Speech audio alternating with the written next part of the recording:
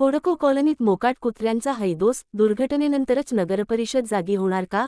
चाळीसगाव शहरातील मदिना मस्जिदजवळील हुडको कॉलनी परिसरात मोकाट व पिसाळलेल्या कुत्र्यांचा उपद्रव दिवसेंदिवस वाढत असून नागरिकांमध्ये भीतीचे वातावरण निर्माण झाले आहे.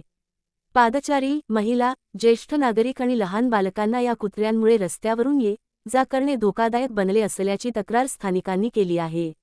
नागरिकांच्या म्हणण्यानुसार परिसरात मोकाट कुत्र्यांची संख्या मोठ्या प्रमाणात वाढली असून अनेक वेळा नागरिकांनी तक्रारी केल्या आहेत. स्थानिक प्रसारमाध्यमांतूनही वारंवार बातम्या प्रसिद्ध झाल्या, मात्र नगरपरिषद प्रशासनाने अद्याप कोणतीही ठोस कारवाई केलेली नसल्याचा आरोप होत आहे.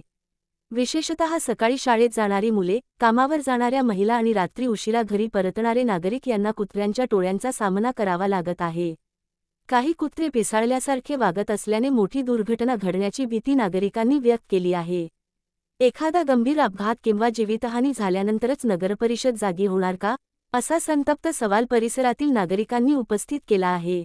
नागरिकांनी नगरपरिषद प्रशासनाकडे तातडीने मोकाट कुत्र्यांना पकडण्याची मोहीम राबवून परिसरातील नागरिकांना दिलासा द्यावा, अशी जोरदार मागणी केली आहे. अन्यथा तीव्र आंदोलनाचा इशाराही काही नागरिकांनी दिला आहे.